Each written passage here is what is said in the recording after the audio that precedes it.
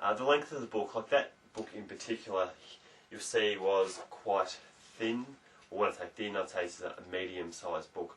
When I wrote this originally on Microsoft Word, it came to about 200 pages, or about 220.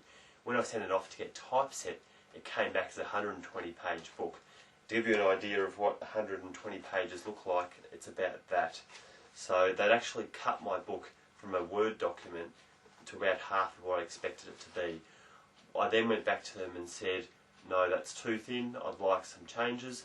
And then as you can see, it's about 50% bigger, and the final product's about 180 pages, because that was important to me, that the look and the feel of the book worked out exactly how I wanted. So there's a whole lot of things I can go into on this particular topic, on the length of the book, the type of paper to use, how many grams the paper might be, the cover, the colours, the titles. But the best advice that I could give you is to check out a site of mine by my friend Dale Beaumont. And again, I mentioned this a few times in my material. Dale is a 16-time best-selling author. He's the master. So I'd much rather let you have a look at his website than repeating what I've learnt from Dale. He has he has a TV program online with 8-minute episodes. And that just keeps building and building, so there's everything you'll ever need to know about publishing a book right there. I guess the other thing with marketing in your book is, if you are going to sell it, how are you going to distribute that book? Will it be through an online process or through bookshops? Again, for me, being in this industry, the great thing about having a book in a bookshop is the exposure. So it means I can be all over the country, potentially all over the world, without actually being there. So it's great leverage in that sense. However, the financial return from that may not be that great. But that's not why we're in this game. We're in that for exposure. So if we can get exposure through books all over the country and all over the world, that would be the aim of going through that type of avenue. The reason for selling a book online, obviously you get 100% of the money, so that's great. Financially, you'll get some upfront profits potentially. But the real advantage is collecting the database. So when people order from you, you get to learn a bit more about that person. You have them on your database and you know what they want. So if someone comes to my site and orders that book on personal development, I actually know that they're interested in that topic. So potentially down the future, when I have other products and services, they will be the people I'll go to see if they're interested in buying those products and services. So just wrapping up again, week 2 of the program. The action step was to explore how a book can work for you. So I've just briefly touched on a few things there. Like I said, you can have your book as a business card, you can have it as something to profit from, have it as a leading to other products and services. There's a whole lot of things that a book can actually do, being a business person. So all I want you to do is to explore which avenue is best for you, and maybe even have a think about people that have done this very well in the past. I mentioned in some of my associated reading, some people I think have used books in a very smart way. One I probably didn't mention was Rich Dad Poor Dad. So Robert Kiyosaki has got huge exposure from writing that initial book, and now there's a whole series of those books out where he's effectively joint ventured with other authors. So that's just one particular person you might want to look into, what they do, how they present the book, and how it's helped their other businesses. I'll move on now to week 3, talking the talk. So as you can see right now, I've chosen to give you a video rather than maybe just talk. So the great thing about this is you get to see a bit more about me. I can tell you, talking to a camera in a room like I'm doing right now is actually a lot harder than talking to an audience, because there's no feedback. I look around the room and I can see a washing basket over to my right, I can see my bed over to the left, there's a TV up in the corner. So it's actually a very different atmosphere doing what I'm doing now. But hopefully my whole process for doing this is that you get to see who I am a bit more, rather than just being a voice on an audio or a book or a photo. You just get to see me, and I'm a big fan of using different mediums to get to different people.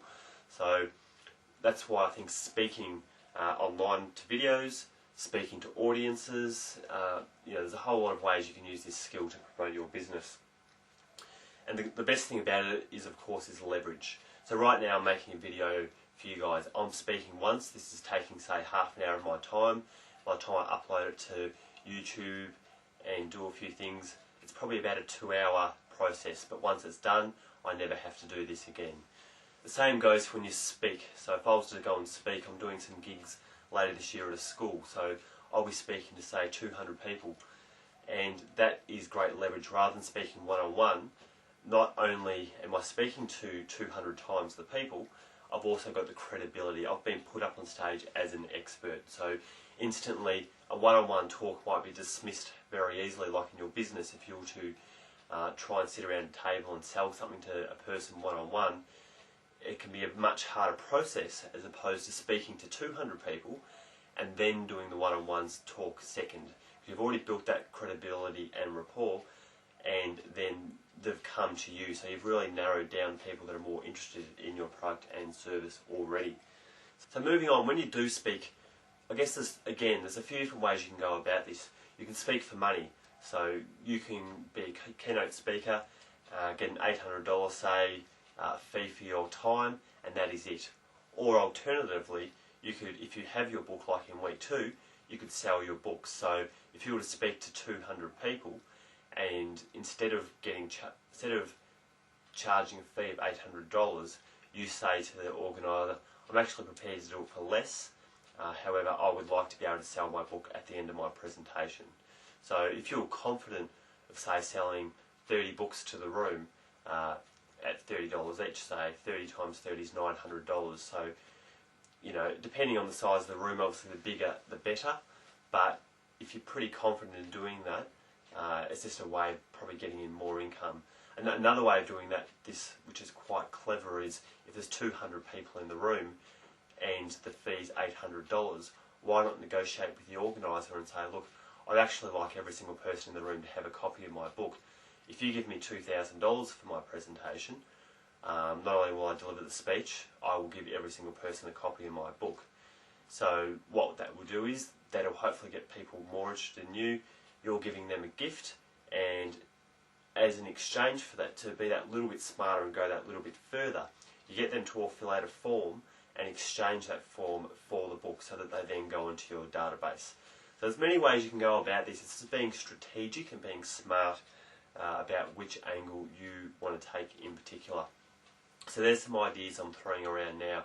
And hopefully this will get you thinking about why it's really important to use speaking as a skill. And another place where you can build a database is a trade show.